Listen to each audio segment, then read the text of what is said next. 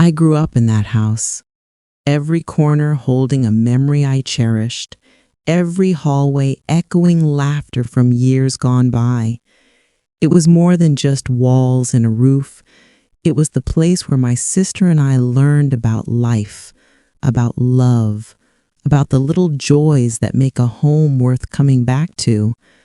When Mom passed last year, leaving the house to both of us, I thought we'd honor it together, keeping the spirit of our childhood alive. I never imagined that in the midst of grief and shared responsibility, my sister would make a choice that would cut so deeply, leaving me questioning everything I thought I knew about her. The day I found out started like any other.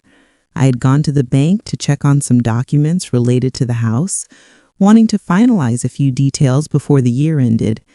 I remember walking into the lobby, the familiar scent of polished wood and leather greeting me like an old friend.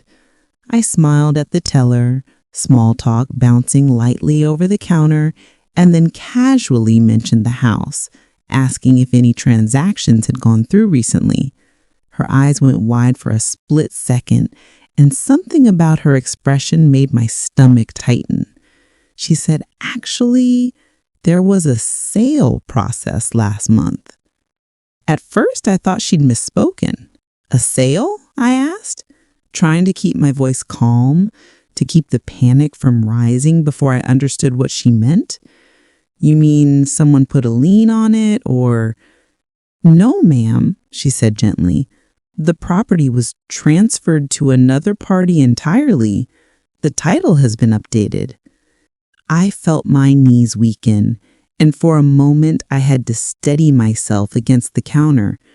"Transferred? To who?" I whispered, as if saying it louder would make it more real, and yet I couldn't yet grasp the truth. "Your sister," the teller replied. "She sold it." The words hit me like a punch to the chest. My sister, my partner in every childhood mischief, the girl I had cried with over scraped knees and shared secrets, the one I thought I could trust with my life. She sold our home without telling me, without even a conversation. The thought looped in my mind over and over like a record skipping on a sad song. I remember walking out of that bank in a daze. The winter sun had started to dip below the horizon, and the cold air stung my cheeks, but I barely noticed. Every breath felt shallow, each step heavy with disbelief. How could she do this? How could she take something that belonged to both of us, something sacred to me, and just sell it? I called her immediately, hands trembling around my phone. "What did you do?" I asked, my voice quieter than I intended, but the tremor betrayed my anger. There was a pause on the other end, a pause so long it made my chest tighten even more, and then her voice calm, almost rehearsed. "I sold it. It was the right thing to do." I felt my world tilt. The right thing? The right thing for who? My voice cracked despite my effort to stay composed. "For me," she said simply, as if that explained everything, as if it erased years of shared memories, of trust, of sisterhood. I hung up before I could say more, before the tears that had been threatening to spill could betray me entirely. I sat on my couch staring at the faded rug my mother had loved, and I felt hollow, empty in a way I hadn't known was possible. Every memory of the house, Mom's birthday dinners in the small dining room, late night talks by the fireplace, the smell of her cinnamon rolls on Sunday mornings, felt like it had been stolen along with the walls, the windows, the life that I had thought would always be mine to share with my sister.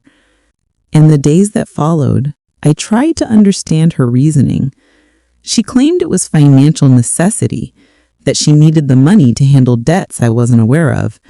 She talked about investments she wanted to make, about opportunities she didn't want to miss. But none of it made sense to me.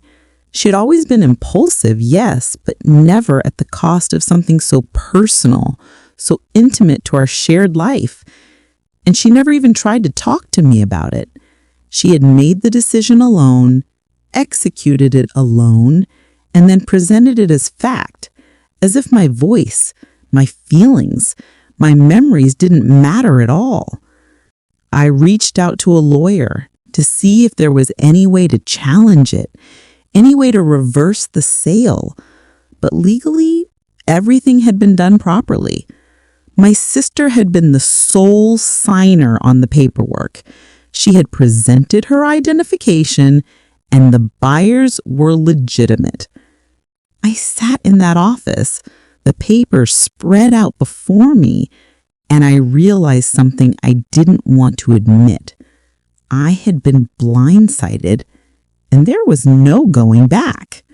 The house, our home, our past, it belonged to someone else now. Anger and grief mingled in my chest, a storm I couldn't contain.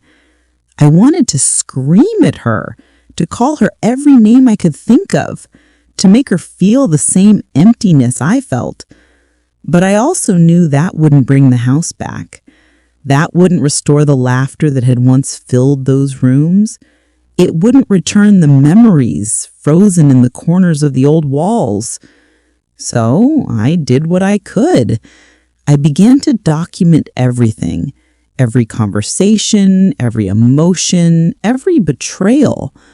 I reached out to friends and family, seeking counsel, seeking support, seeking someone who could help me make sense of the senseless. And slowly, through the pain, a plan began to form. Not just for confrontation, not just for retribution, but for understanding why she had felt this was necessary, for reclaiming my own peace, even if the house was lost forever. It wouldn't be easy, I knew that, but I also knew that my story, my voice, my truth, couldn't be silenced by a signature on a piece of paper. The house might be gone, but the memories, the lessons, and the bond, even fractured, still remained. And I was determined to tell that story, to honor that home, and to face my sister, not just as a woman wronged, but as someone who had loved fiercely, who had trusted deeply, and who would not let betrayal define her entirely. In the days that followed, I tried to reach her again, but each call went unanswered, and every text I sent seemed to vanish into a void. At first, I thought she might just be busy, but as hours turned into days and days into a week, it became painfully clear that she was avoiding me. The silence was worse than any confrontation. It gnawed at me, feeding a storm of anger and sorrow that I couldn't calm. I remember standing in front of the old house one afternoon, the street quiet except for the occasional car passing by. I hadn't stepped inside since the sale was finalized, but I needed to see it with my own eyes. From the outside, it looked the same. The paint slightly faded, the garden overgrown but familiar. And yet, it wasn't mine. My chest tightened and a lump formed in my throat as I imagined strangers walking through the rooms where I had grown up. I imagined them laughing, rearranging furniture, making decisions that would erase the memory of me and my family from the walls. I wanted to scream, but no sound came.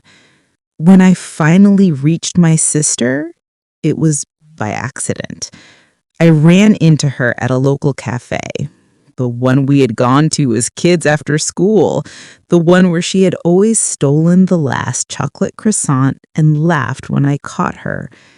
Seeing her there, sipping coffee as if nothing had happened, as if the house, the sale, the betrayal didn't exist, made something inside me snap. "I can't believe you," I said before I even thought, my voice low but sharp, trembling with a mixture of rage and heartbreak. She looked up, startled, and for a brief second, I thought I might see remorse in her eyes. But it wasn't there. "I sold the house," she said calmly, almost proudly. "It was the best choice for me." "For you?" I repeated, my voice rising. "Do you even hear yourself? This wasn't just your house, it was ours. Mom's house, our memories, everything we've ever shared. And you—" I stopped myself, trying to hold back tears, trying to find words that could capture the depth of my hurt. "You didn't even talk to me about it. Not a word." She sighed, taking a slow sip of her coffee. "We've always been different. You worry too much. I act when I need to. It's done now. There's nothing more to discuss." The finality in her tone made my stomach twist. How could someone I loved so dearly dismiss me so easily? How could she erase our shared history with the signature on a legal document and think that would be enough? My mind raced, trying to make sense of it, but there was no logic that could soften this betrayal. I left the cafe shaking, tears blurring my vision, anger pulsing in every vein. That night, I couldn't sleep. I walked around my apartment, the familiar smell of Mom's old candles lingering faintly from the last time I had burned one, and I thought about every memory tied to that house. I thought about the birthday parties, the family dinners, the nights that I had cried into my sister's shoulder when life seemed too hard. All of it gone, or at least no longer mine to protect. I started keeping a journal, pouring everything into it. The betrayal, the anger, the memories, the love I still felt for her despite it all. Writing became my lifeline, the only way I could hold on to the house in my mind, even if it was lost in reality. Each page was filled with vivid recollections. The smell of Mom's kitchen during Christmas, the sound of rain hitting the old windows, the way sunlight streamed through the living room in the morning. I clung to those details like life rafts in a storm. One evening, after days of silence, I received a message from her. It was short, curt, and cold. "We need to talk. Tomorrow. At Mom's favorite park." My stomach sunk, both from dread and a glimmer of hope. Maybe, just maybe, she was finally ready to explain herself, to apologize, to acknowledge the hurt she had caused. The next day, I arrived at the park early. The autumn leaves crunched under my feet, a familiar, comforting sound that reminded me of the walks we used to take together. She was already there, sitting on a bench, hands wrapped around a coffee cup, staring at the pond where we had fed ducks as children.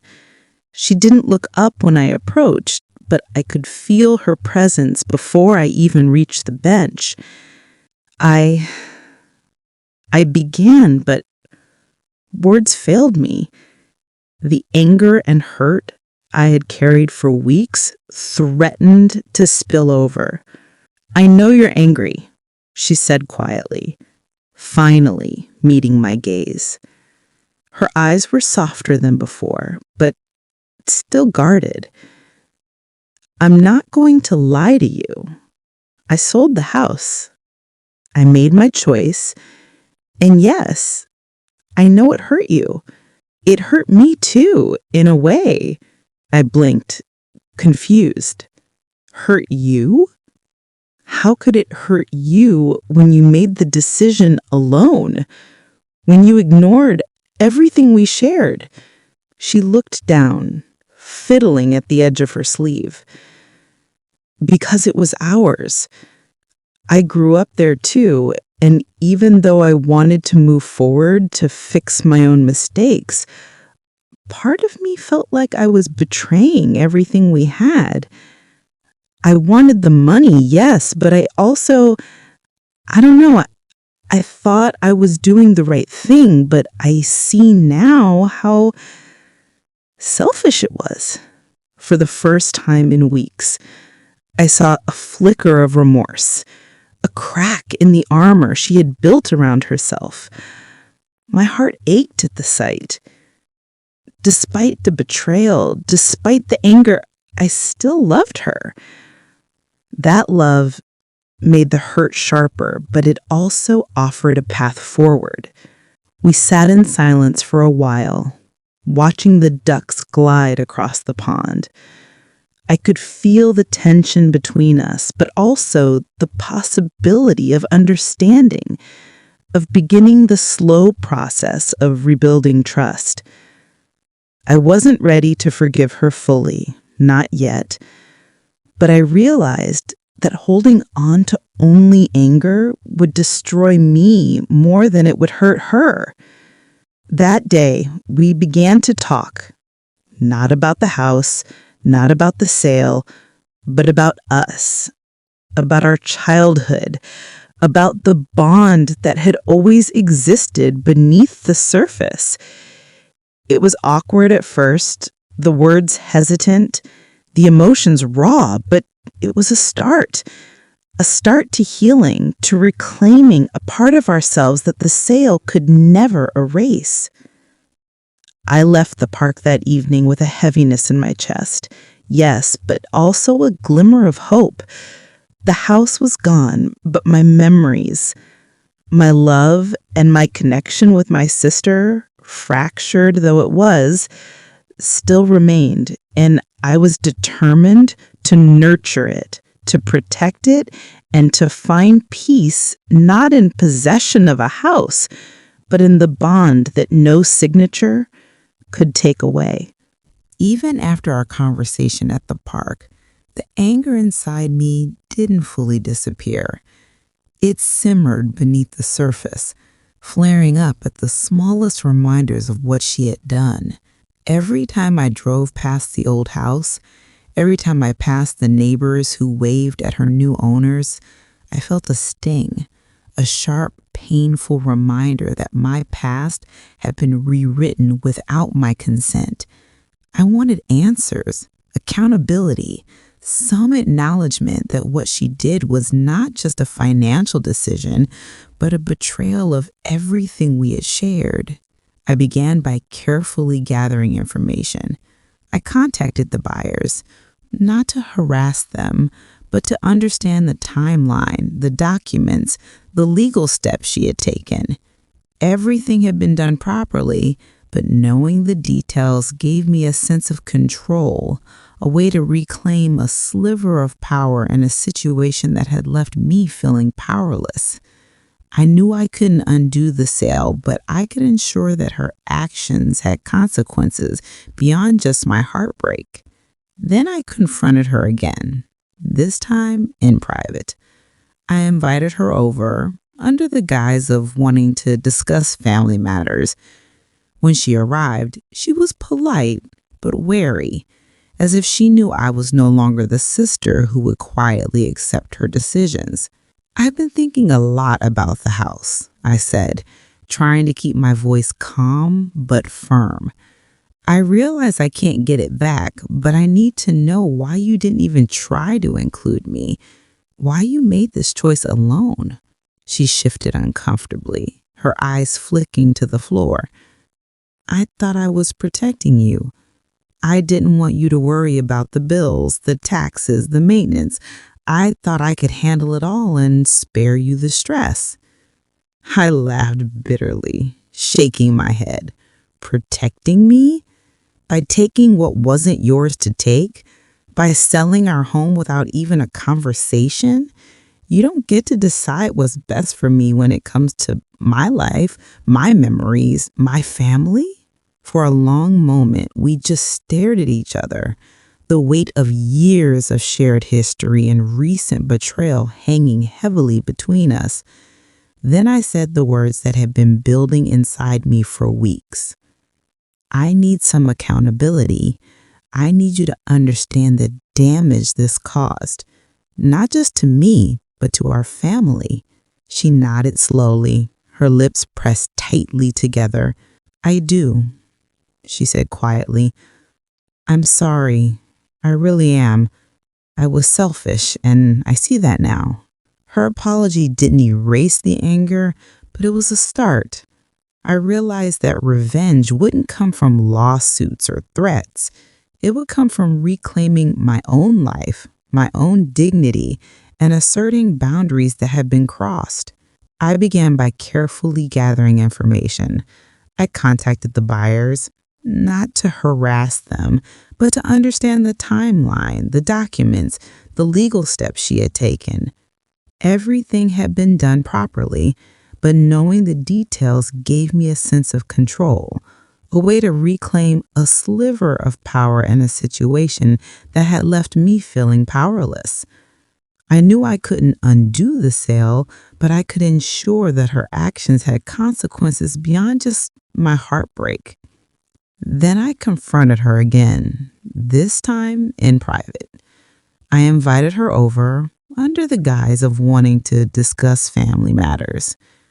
When she arrived, she was polite, but wary, as if she knew I was no longer the sister who would quietly accept her decisions.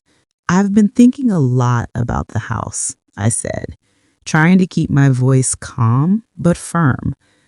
I realize I can't get it back, but I need to know why you didn't even try to include me, why you made this choice alone.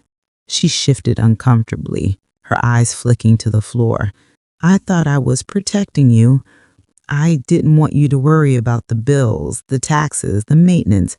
I thought I could handle it all and spare you the stress. I laughed bitterly, shaking my head. Protecting me? By taking what wasn't yours to take? By selling our home without even a conversation? You don't get to decide what's best for me when it comes to my life, my memories, my family. For a long moment, we just stared at each other, the weight of years of shared history and recent betrayal hanging heavily between us. Then I said the words that had been building inside me for weeks. I need some accountability. I need you to understand the damage this caused, not just to me, but to our family.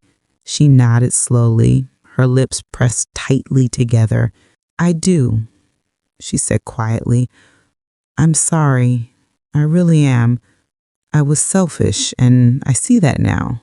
Her apology didn't erase the anger, but it was a start. I realized that revenge wouldn't come from lawsuits or threats. It would come from reclaiming my own life, my own dignity, and asserting boundaries that had been crossed. I began by carefully gathering information. I contacted the buyers, not to harass them, but to understand the timeline, the documents, the legal steps she had taken. Everything had been done properly, but knowing the details gave me a sense of control, a way to reclaim a sliver of power in a situation that had left me feeling powerless. I knew I couldn't undo the sale, but I could ensure that her actions had consequences beyond just my heartbreak. One evening, I organized a small gathering with close family and friends, a dinner that celebrated the home we had shared in memory, if not in reality. I invited my sister, but I made it clear that it would not be the same as before. She came, hesitant, but participating. Watching her interact with everyone, seeing the way she tried to apologize through actions rather than just words, I felt a complicated mixture of relief and lingering resentment. As the night went on, I realized that the revenge I had sought, the sense of justice, the acknowledgement of my hurt, was coming not from confrontation, but from my own strength. By asserting my boundaries, by living my life fully despite the loss, I was reclaiming control. My sister's choice could not erase the love, the memories, or the lessons I had learned in that house. Yet the consequences of her actions were far-reaching. Extended family members had taken sides, friends whispered about the sale, and the tension within our family lingered. I had to navigate those relationships carefully, balancing forgiveness with accountability. I refused to let her betrayal define me, but I also refused to ignore it. Every conversation, every interaction became a test of how far I was willing to go to protect myself emotionally while maintaining the fragile threads of family connection. In quiet moments, I revisited the house in my mind. I walked through the hallways, traced my fingers along the faded wallpaper, imagined Mom's voice calling us for dinner, remembered the smell of her baking filling the kitchen. Those memories were mine alone, untouchable by signatures, contracts, or legal transactions. And with each recollection, I felt a measure of peace. Months passed, and the initial shock began to fade, replaced by a cautious acceptance. I had confronted my sister. I had held her accountable, and I had rebuilt a sense of control over my own life. We were not the same as before. Some fractures could never fully heal, but there was a foundation, a beginning of understanding that could support a new relationship, one built on honesty, boundaries, and mutual respect. I understood now that betrayal, no matter how painful, could be transformed into a lesson. It forced me to recognize my own resilience, my capacity to forgive without forgetting, and my ability to reclaim my life on my own terms. The house, the memories, the shared history, those things were more than walls and deeds. They were experiences that shaped who I was, and no one could take that from me. Sitting at my desk that night, I wrote in my journal, recounting the events not as a victim, but as a woman who had endured, confronted, and grown stronger. The pages were filled with anger, yes, but also wisdom, compassion, and the quiet satisfaction of knowing that while my sister had chosen a path I couldn't accept, I had chosen mine. And it was mine entirely. Over time, the anger that had once consumed me began to soften, replaced by a quiet understanding of the complexity of human decisions. My sister and I were not the same people we had been in childhood, nor were we the same as we had been in the weeks following the house sale. We were older, tempered by life's challenges, and forced to confront the ways our choices affected others. I started visiting places that reminded me of our childhood without needing the house to anchor my memories. The local park where we had spent summers, the cafe where we had shared chocolate croissants, even Mom's favorite garden shop became sacred spaces of recollection.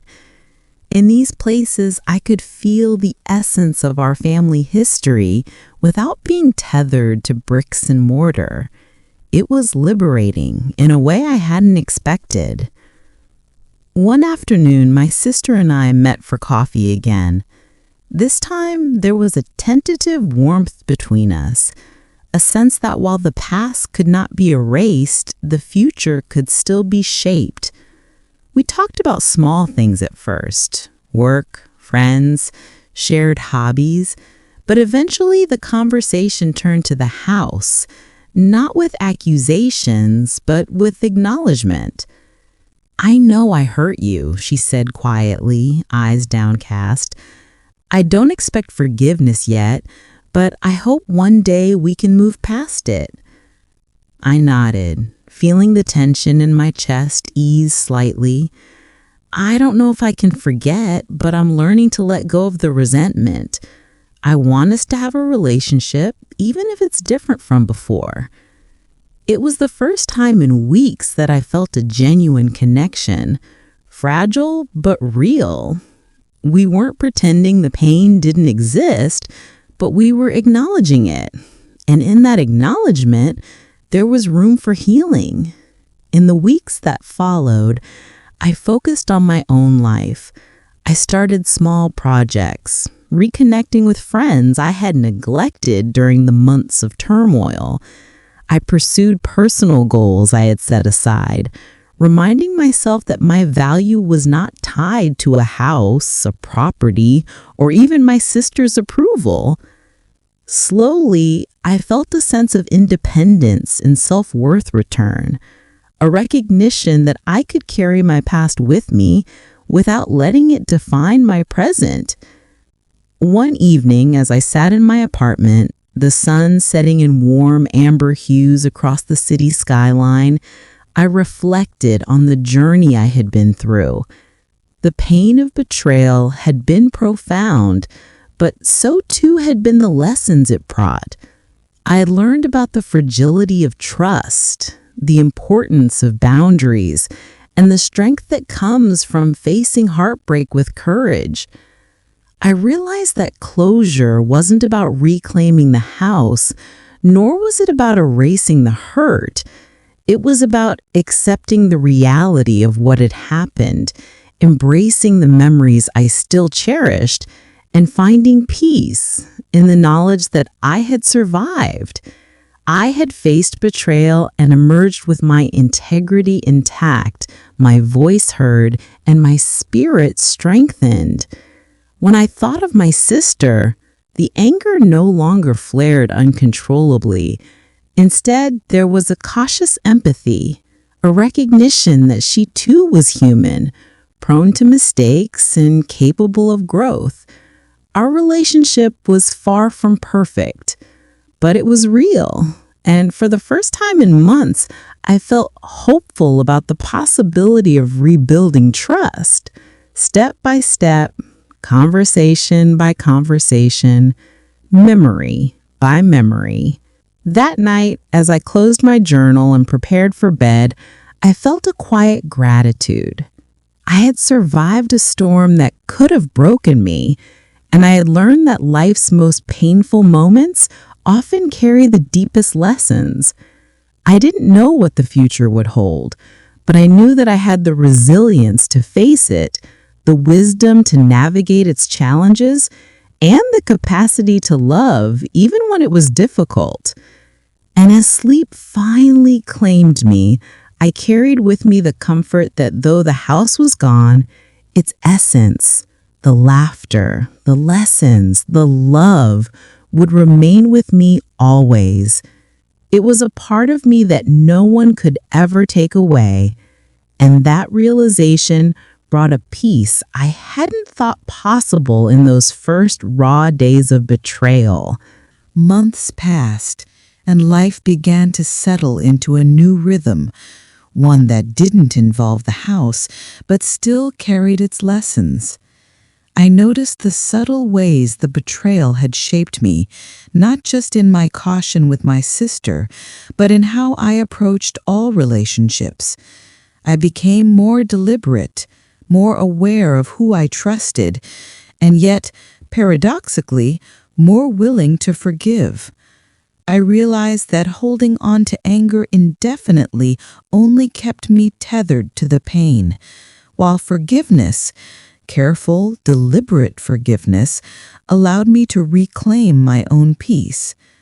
I continued to see my sister, though less frequently than before. Each encounter was a balancing act, navigating old wounds while trying to preserve the bond we shared. There were moments of tension, certainly, when old resentments bubbled to the surface, but there were also moments of connection that reminded me of the sisters we had once been. She made efforts, small gestures mostly, checking in, sharing stories about her day, acknowledging my feelings without defensiveness. Those efforts didn't erase the past, but they began to soften it. The emotional impact extended beyond just our relationship. Friends and other family members noticed a change in me. I was quieter, perhaps more guarded, but also stronger, more assured in my decisions. I discovered a surprising clarity in my life, the realization that while I could not control the actions of others, I could control my responses. That sense of agency became empowering, and it fueled my growth in ways I hadn't anticipated. I started documenting my experiences more formally, writing essays and reflections about trust, betrayal, and resilience. It became a way to process my emotions, to give structure to the chaos that had once consumed me. Each word I wrote was a reclamation of my voice, a reminder that while my sister had taken the house, she could never take my story, my perspective, or my truth. There were still days when the pain returned sharply. Sometimes it was triggered by something as mundane as a familiar scent or a passing street that reminded me of the house.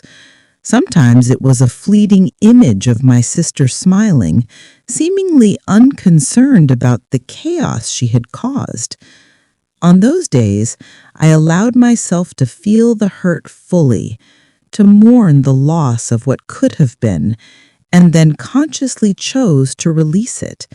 That process, repetitive and deliberate, became a form of emotional discipline, teaching me the resilience I had always possessed but never fully recognized.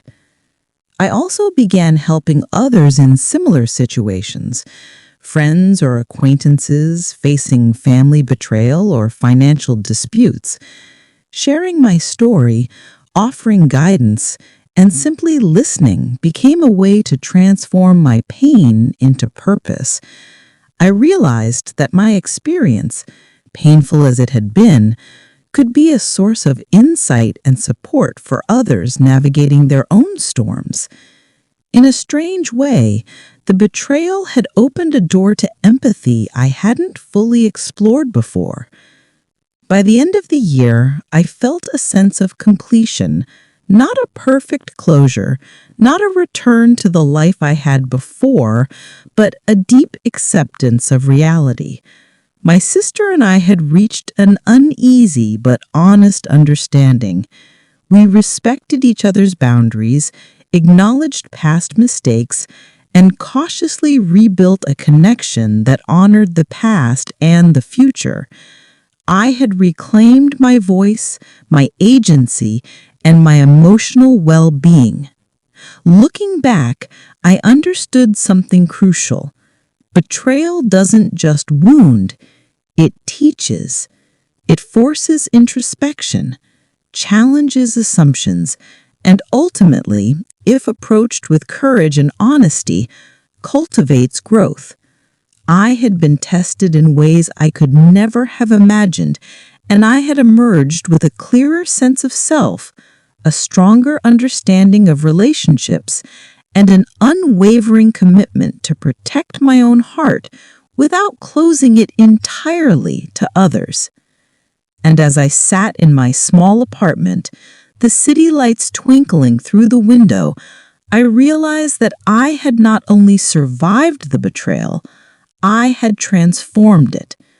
The house, once a symbol of shared memories and family bonds, had become a lesson in resilience.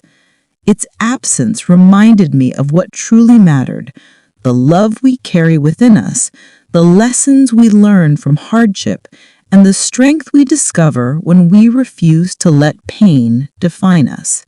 The following months were a delicate dance of rebuilding trust. My sister and I weren't as close as we had once been, but we were learning to coexist in a new reality, one shaped by honesty and boundaries. We began to share small moments again, coffee dates, afternoon walks, stories about mom that made us laugh and cry.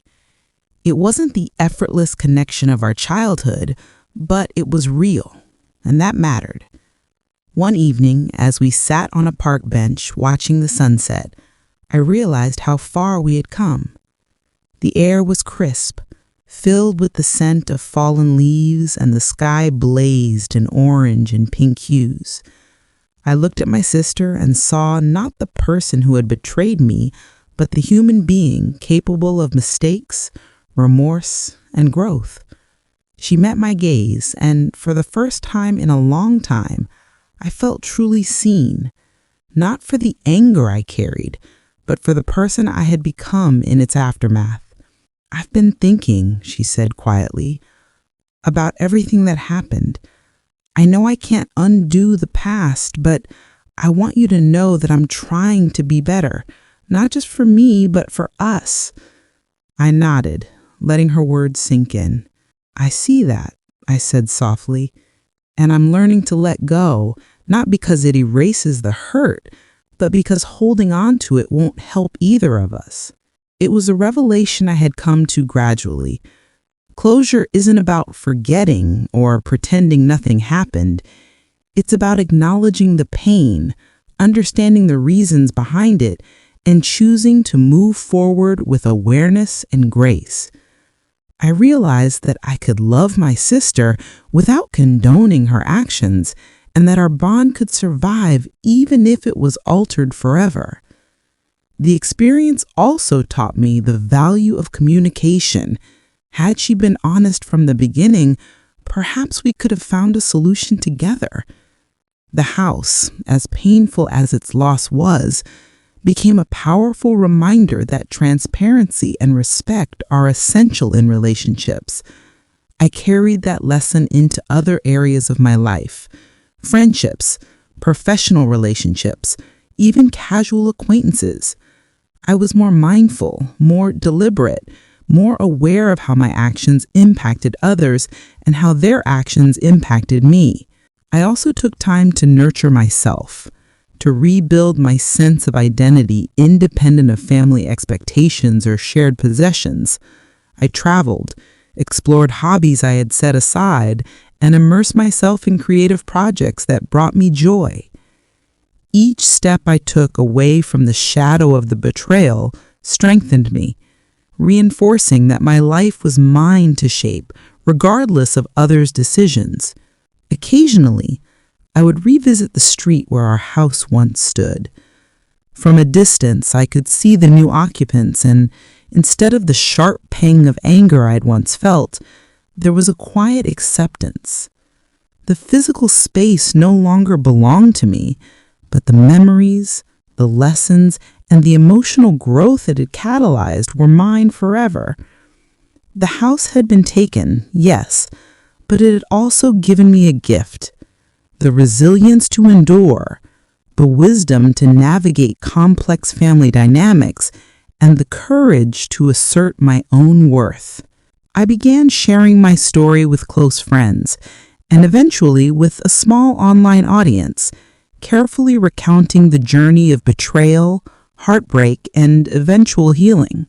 Each time I told it, I felt a measure of release, a way to transform the pain into understanding, empathy, and connection.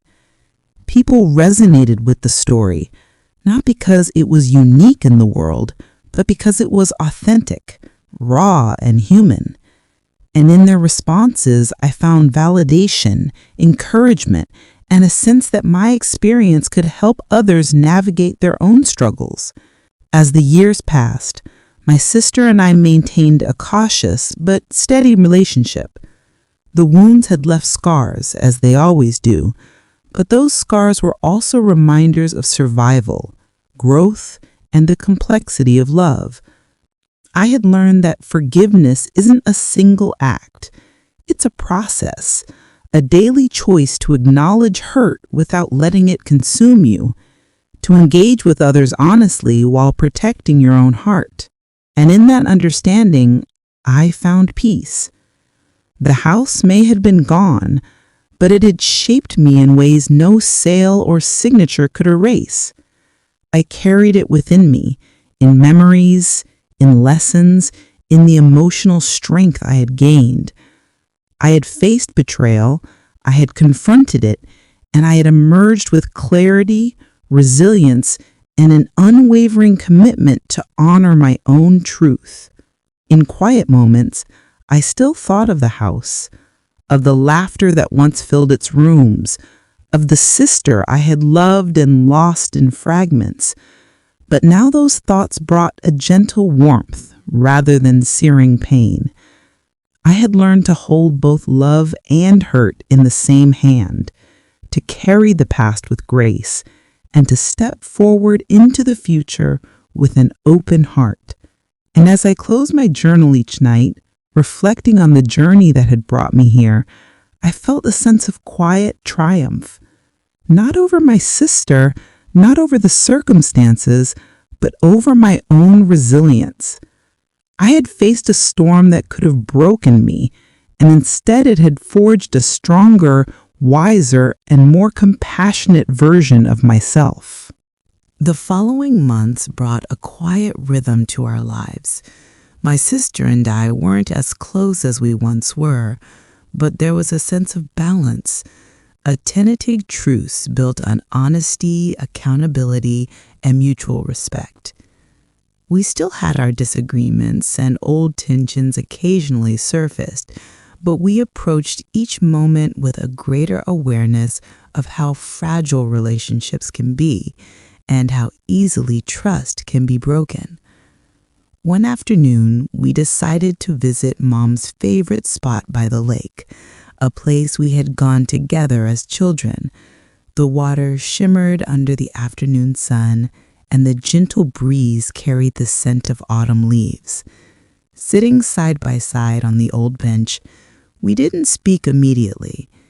Instead, we absorbed the quiet, letting the memories of our childhood wash over us.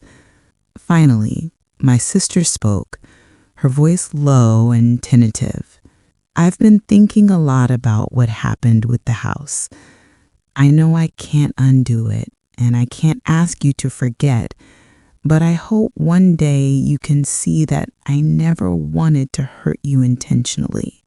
I turned to her, seeing the vulnerability in her eyes, the same vulnerability I had glimpsed months ago at the park, now tempered with understanding and remorse. "I know," I said softly, "and I've come to accept that people make mistakes, even those we love the most. It doesn't make it easier, but it makes it possible to move forward." That moment felt significant, a turning point in our relationship. We weren't pretending that the betrayal didn't exist, but we were acknowledging it honestly, and that honesty allowed room for healing. I realized that reconciliation doesn't mean erasing the past. It means integrating it into your understanding of each other and learning how to coexist with the scars it leaves behind. In the months that followed, we shared more moments together, small and deliberate. Sunday brunches, afternoon walks, phone calls to check in. These gestures became the building blocks of a new connection, one shaped by experience and careful choice, rather than naive trust. It was slower, quieter, and more deliberate, but it was genuine. I also noticed how the experience had changed me personally. I was more patient, more empathetic, and more conscious of my own boundaries. I learned that love does not mean surrendering your sense of self, and forgiveness does not require erasing your pain. Those lessons extended beyond my relationship with my sister. They influenced how I interacted with friends, colleagues, and even strangers. I had developed a kind of emotional maturity that only comes from facing deep betrayal and emerging stronger. There were still moments of reflection, quiet evenings when I sat alone with my thoughts, thinking of the house that had been sold. I allowed myself to mourn it fully, to feel the loss of shared memories and the innocence of childhood, and then consciously let those feelings go. The process was cathartic, teaching me that grief and acceptance can coexist. One can honor the past while embracing the present, holding both pain and gratitude in balance. I also became intentional about preserving the memories that mattered most. Photographs, journals, and even simple mental recollections became sacred, a way to ensure that no signature or legal document could erase what was truly valuable. I realized that the essence of home, the laughter, the love, the lessons, resides not in buildings, but in our hearts and minds. Through all of this, my relationship with my sister continued to evolve. There were still tensions and moments when old resentments surfaced, but we learned to navigate them with honesty. We acknowledged the past without letting it dictate the present, and in doing so, we began to rebuild something fragile yet meaningful. I saw in her a capacity for growth and reflection, and in myself a resilience that had carried me through betrayal and heartbreak. One evening, I reflected on everything that had happened: the house, the legalities, the betrayal, the anger, and finally the gradual healing. It all had taught me something invaluable. Life's challenges, no matter how painful, carry lessons that shape who we become. I had learned about the fragility of trust, the power of forgiveness, and the importance of asserting my own boundaries while remaining open to connection. And most importantly, I had learned that betrayal, while deeply wounding, need not define the trajectory of our lives. It could be a teacher, harsh and uncompromising, but a teacher nonetheless. I had faced it, confronted it, and emerged with clarity, strength, and a renewed sense of purpose. As I closed my journal that night, I felt a profound sense of peace, not because everything was perfect, but because I had navigated the storm with integrity, honesty, and courage. I had reclaimed my voice, preserved my memories, and built a bridge toward reconciliation with my sister. The house may have been lost, but the lessons, the love, and the growth it inspired were mine forever. Time moved forward, as it always does, carrying with it the echoes of the past and the promise of new beginnings. My sister and I had reached a place neither of us could have imagined in those first raw weeks after the house was sold. We were no longer the carefree children who had once run through the hallways laughing, but we were two women shaped by experience, capable of acknowledging hurt while nurturing a fragile but real connection. I often thought back to the house, not with bitterness, but with a gentle fondness. Each memory, each corner of that home remained etched in my mind. The smell of Mom's baking, the warmth of the fireplace during winter nights, the sound of our laughter bouncing through the rooms. These were treasures no sale, no signature, no betrayal could take from me. I realized that the true home we shared had never been in the physical structure, but in the love, the experiences, and the bond that connected us. One quiet evening, I visited the park where my sister and I had first begun to rebuild our relationship. The air was crisp, the sun low on the horizon, painting the sky in shades of gold and pink. I found a bench overlooking the pond and sat there, letting the memories wash over me. I could almost hear Mom's voice, faint and comforting, reminding me that family, love, and resilience are stronger than any loss. My sister joined me quietly, sitting beside me without a word. We didn't need words. Our presence together was enough. In that silence, I felt a deep sense of closure. I had endured betrayal, navigated anger and grief, confronted my sister, and learned to forgive without forgetting.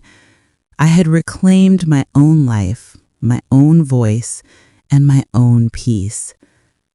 "I've been thinking," she said softly, breaking the silence. "I still can't undo what I did, but I want you to know that I'm grateful we're finding our way back to each other." I smiled, feeling a warmth that had been absent for months. "Me too," I said. "It hasn't been easy, but I think we're learning how to love each other in a way that's stronger and more honest than before." In that moment, I realized something profound. Healing is not about erasing pain, nor is it about restoring things exactly as they were. Healing is about embracing the lessons, honoring the memories, and choosing connection and growth over resentment. It's about understanding that love can survive even when trust is fractured, and that forgiveness is an act of strength, not weakness. Over the following months, our relationship continued to deepen, built on a foundation of honesty, respect, and shared reflection. We laughed together again, sometimes cautiously, sometimes freely, and in those moments, I felt the weight of betrayal lift just a little more. I had learned to see my sister not as a person who had wronged me, but as a human being capable of mistakes, learning, and growth. And as for me, I had discovered my own resilience. I had faced heartbreak and emerged stronger, wiser, and more compassionate. I had reclaimed my narrative, preserved my memories, and built a life that was not defined by loss, but by the strength and grace with which I had navigated it. Looking back, I understood that the house, while gone, had left me with something far more valuable: clarity, wisdom, and the courage to face life's challenges with integrity. It had taught me that betrayal, while painful, could be transformed into growth, that anger could be harnessed into strength, and that love, even when tested, could endure in new and unexpected ways. As I walked home that evening, the city lights beginning to twinkle around me, I felt a profound sense of peace. The house was no longer mine, but the lessons it brought, the memories it held, and the bond it had tested were gifts I would carry forever. I had survived, I had learned, and I had healed. And in that, I found a quiet, enduring triumph, a reminder that no matter what we lose in life, the strength within us is something no one can ever take away.